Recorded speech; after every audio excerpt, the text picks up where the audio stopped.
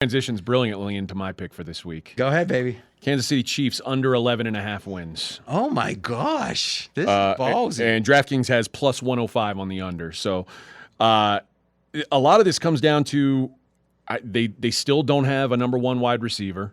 Well, it hindered them last year. And they're replacing 2 tackles on the offensive line. And we've talked a lot about how when teams replace multiple guys on the offensive line, particularly tackles.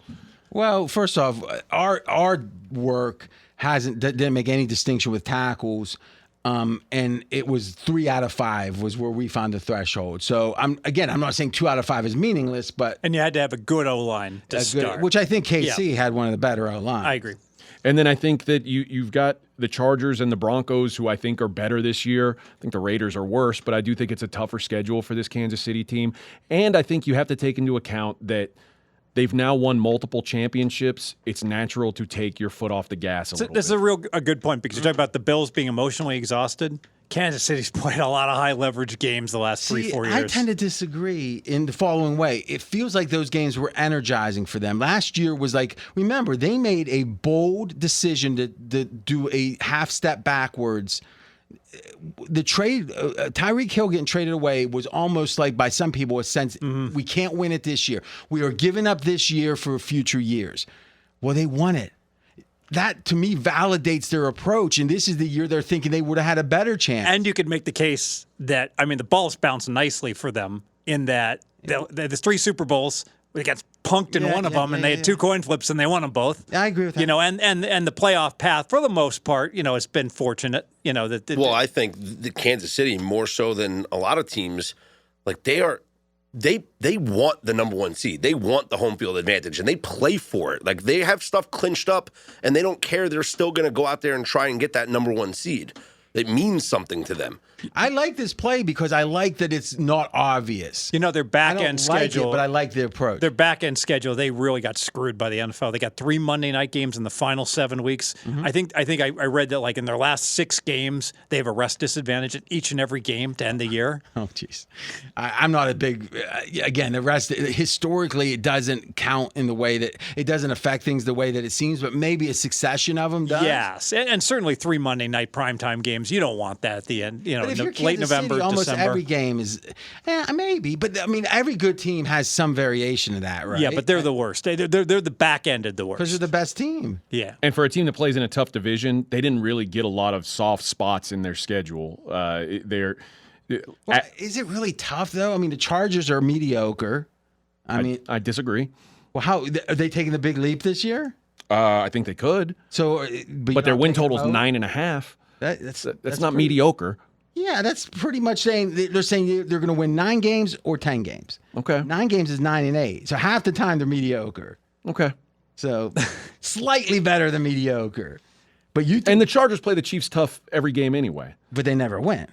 Okay. Hardly ever win. All right. No, it's a ballsy play. I don't like it myself, but I like the approach. I want to I like AJ's approach, and I want to go ahead and adjust it. I want to wait till Kansas City starts 5-1. Everyone jumps on their bandwagon. The Bills are sucking, and then play them for this game. No, but I'm just saying, and then bet because more and more we're seeing more and more product coming to Nevada, and season wins being put up throughout the year, and then give me some under 13 instead of some under 11.5 maybe after they start out well. It's always easy. See, to me, that kind of talk is a way not to have a pick. Yeah. And then if it goes well, you can harken back to it. But if it doesn't, everyone forgets about it. Yeah. I'm not a big fan of that. Yeah. But I like that. I don't think you do that very often. So in this case, it's almost as bad as, well, pre-flop nothing, but in game I may be interested. It's like, okay, how's that help us now? Yeah, you hear that all the time. So whenever there's a pick'em game, I'm just waiting for someone to get up double digits and take the other guy's +7. Boy, if it was that easy, it's like, oh, brilliant.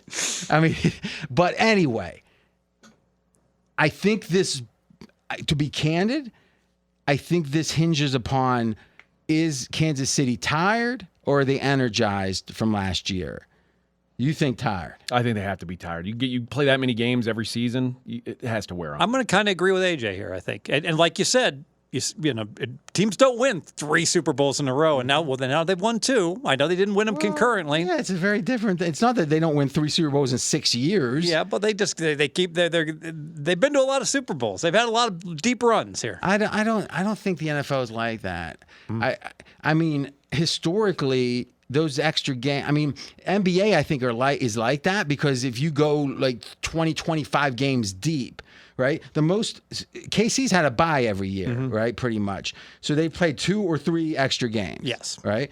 And that is what? 2.5 divided by 17 is a much smaller percentage of the schedule than if you take what's a typical 6 games. If you go to the finals, you're going to play 25 or so games in the NBA. That's like a third.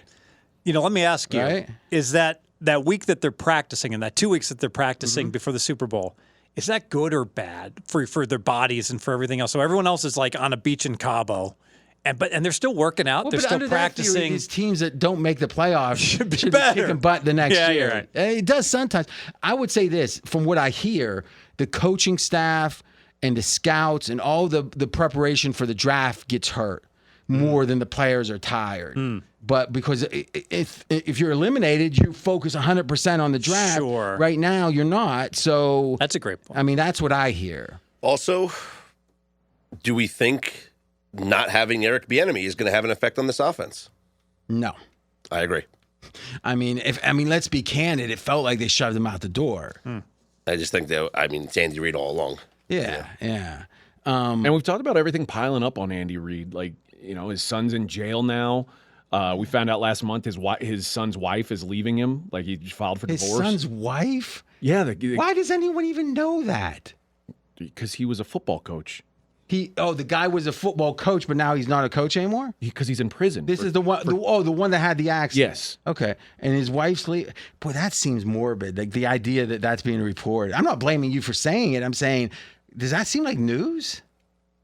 It'd be news. No, it doesn't seem. I mean, it doesn't seem newsworthy. But I guess if the people are scrambling for anything. Yeah. It's off-season football talk. Yeah. But I think they got probably Andy, Coach Reid probably told him, listen, if she leaves you now, she wasn't really your friend. Oh wait, that's totally different. But I mean, I don't know. I think it affected him in the Tampa Bay Super Bowl, but that's been 2 years. I mean, that's literally been. So let's think about this. It was the Tampa Bay, then it was Cincy and the Rams. Yeah, so that's been it's going to be like 3 years ago when it gets to this offseason. Yeah, I don't know.